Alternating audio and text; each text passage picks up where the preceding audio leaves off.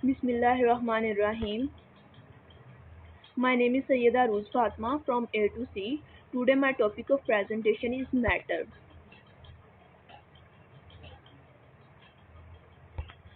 First of all, what is the matter? तो matter हम किसी भी ऐसी चीज़ को कहते हैं जो mass रखती है और जगह घेरती है, यानी anything that has mass and takes up space by having volume is called matter. Examples हैं, for example book, mobile, air, ये सब मैटर है। मसलन अगर हम इस वक्त मोबाइल या पीसी से ऑनलाइन है तो मोबाइल का मैथ भी है और ये जगह भी घेरता है, इसलिए ये मैटर कहलाएगा। इसी तरह अगर हमारे रूम में एयर है तो एयर का मैथ तो बहुत कम होता है लेकिन इसका वॉल्यूम काफ़ी ज़्यादा होता है, इसलिए ये भी मैटर कहलाएगी। इसी तरह हमारे इर्द गिर्द जो भी लिक्विड है, सॉलिड है, वो सब कुछ मैटर ही कहलाती है, इसलिए ये कहना बेहतर होगा कि everything is around us is called the matter. So types हैं, there are four types of the matter, that is gas, liquid, solid and the plasma. First of all, properties of gases. तो gases do not have definite volume, यानी gases का एक definite volume नहीं होता। मसलन अगर हम इसे एक कंटेनर में डालते हैं तो कंटेनर में जितनी भी जगह होती है वो सारी की सारी गैसेस ऑक्यूपाई कर लेती हैं। अगर वो कंटेनर छोटा है या बड़ा है, उसमें जितनी भी जगह है गैसेस से सारी की सारी को ऑक्यूपाई कर लेती हैं। Then gases do not have definite shape, gases का जो है एक डेफिनेट शेप भी नहीं होती। मतलब अगर हम इसे स्फेरिकल सिलेंडर में डालते हैं तो ये उस सिलेंडर की ही शक्ल इख्तियार कर लेती हैं, यानी गैसेस की जो शेप है वो कंटेनर की शेप पे डिपेंड करती है। देन है लो डेंसिटी, गैसेस की डेंसिटी जो है बहुत लो होती है। डेंसिटी जो होती है वो इक्वल होती है मास ओवर वॉल्यूम। तो गैसेस में जो एम्प्टी स्पेसेस है बहुत ज़्यादा होने की वजह से गैसेस का वॉल्यूम भी बहुत ज़्यादा होता है, लेकिन उनका मास कम होता है, जिसकी वजह से इनकी डेंसिटी भी कम होती है। Then gases can also diffuse and effuse. तो डिफ्यूज़ हम लोग कहते हैं कि पार्टिकल्स का लो कंसनट्रेशन से हाई कंसनट्रेशन की तरफ मूव कर जाना। मसलन अगर हम अपने रूम की एक साइड पे परफ्यूम का स्प्रे करते हैं तो वो पूरे के पूरे रूम में फैल जाती है, यानी जो गैसेस हैं वो हाई कंसंट्रेशन से लो कंसंट्रेशन की तरफ मूव कर जाती हैं। इसी तरह एफ्यूजन है, तो एफ्यूजन हम कहते हैं कि गैस पार्टिकल्स का एक बहुत ही स्मॉल होल से एस्केप कर जाना। मसलन अगर हमारी गाड़ी का टायर है वो पंक्चर हो जाता है तो गैसेस उसमें से बाहर की तरफ मूव कर जाती हैं। Then gases can be compressed by applying a pressure because there are large empty spaces between their molecules. मसलन गैसेस के दरमियान जो empty spaces हैं वो बहुत ज़्यादा होती हैं, जिसकी वजह से गैसेस पे प्रेशर अप्लाई करके हम इसे कंप्रेस कर सकते हैं।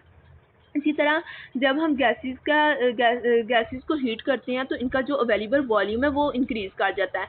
मतलब अगर हमारे पास एक सिलेंडर है और उसमें हमने गैसेस को डाला हुआ है, उन सिलेंडर का जो ऊपर वाला ढक्कन है वो मूवेबल है। जब हम गैसेस को नीचे से हीट करेंगे तो उसका जो ढक्कन है वो ऊपर की तरफ मूव कर जाएगा, जिसकी वजह और जो गैसेस का वॉल्यूम इंक्रीज़ करने की वजह से उसका जो ढक्कन है वो ऊपर की तरफ मूव करेगा और गैसेस सारी की सारी स्पेस को ऑक्यूपाई कर लेंगी। Then when sudden expansion of the gases occurs, cooling takes place. मसलन गैसेस जब हाईली कंप्रेस्ड होती हैं तो हम जब इसे नॉर्मल एटमॉस्फेयर में लेते हैं तो ये कूलिंग का फिनोमेना शो करती हैं। मसलन हम अगर परफ्यूम की एग्जांपल ले लेते हैं तो जब परफ्यूम को हम अपने ऊपर स्प्रे करते हैं तो हमें कूलिंग फील होती है। तो इस फिनोमेना को हम लोग जोल थॉम्सन इफेक्ट भी कहते हैं। जो गैसेस के मालिक्यूल्स हैं वो रैंडम मोशन में होते हैं, यानी गैसेस के मालिक्यूल्स एक खास स्पेस पे मूव नहीं करते बल्कि ये इधर उधर जितनी भी से स्पेस मुहैया होती है ये एक रैंडम मोशन के साथ इधर उधर मूव करते रहते हैं। देन गैसेस के दरमियान जो इंटरमालिक्यूलर फोर्सेस होती हैं वो भी बहुत वीक होती हैं, क्योंकि इनके दरमियान एम्प्टी स्पेसेस बहुत ज़्यादा होती हैं, जिसकी वजह से इंटरमालिक्यूलर फोर्सेस वीक होती हैं।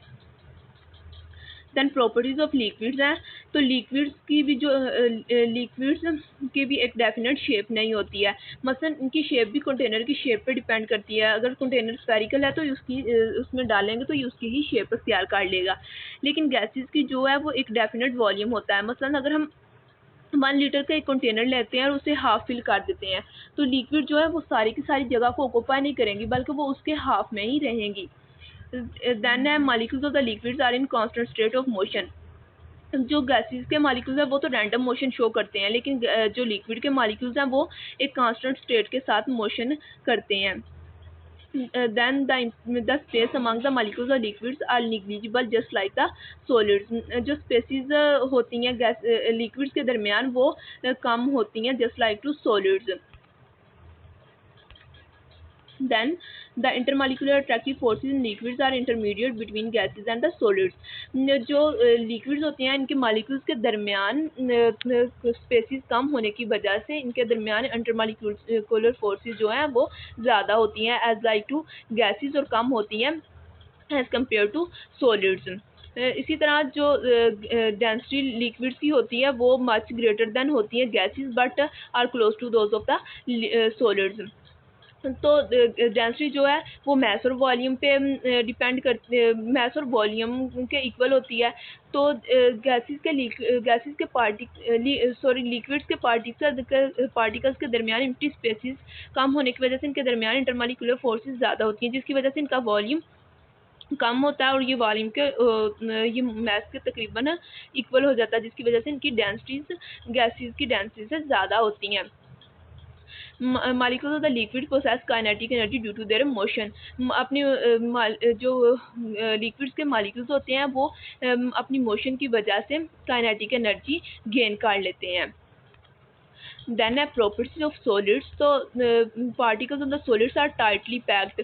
जो gases के particles होते हैं वो tightly packed होते हैं क्योंकि इनके molecules के दरमियान intermolecular forces strong होती हैं क्योंकि इनके molecules की empty spaces कम होती हैं. जो सॉलिड्स होते हैं वो नॉन कंप्रेसिबल होते हैं क्योंकि इनके पार्टिकल्स के दरमियान स्पेसेस बहुत कम होती हैं जिसकी वजह से इनको कंप्रेस करना मुमकिन नहीं होता. इनमें स्ट्रॉन्गर अट्रैक्टिव फोर्सेस होती हैं क्योंकि इनके दरमियान एम्प्टी स्पेसेस कम होती हैं. solids also have definite shape and the definite volume. solids का एक definite shape होती है और एक definite volume होता है. फॉर एग्जांपल अगर हम आइस की एग्जांपल ले लेते हैं तो आइस की एक definite shape होती है और ये एक definite volume को ऑक्यूपाई करती है. इसी तरह गैसेस के जो मॉलिक्यूल्स हैं हैव रैंडम मोशन और liquids have constant motion but the solid process only the vibrational motion. जो गैसेस के मॉलिक्यूल्स होते हैं वो तो रैंडम मोशन में होते हैं और लिक्विड के एक कांस्टेंट मोशन के साथ मूव करते हैं. लेकिन जो सॉलिड्स के मॉलिक्यूल हैं वो एम्प्टी स्पेसेस कम होने की वजह से और इंटरमॉलिक्यूलर फोर्सेस ज़्यादा होने की वजह से सिर्फ वाइब्रेशन मोशन ही शो करते हैं और एक जगह पे ही थड़थड़ाते रहते हैं. That's it. Thank you ma'am.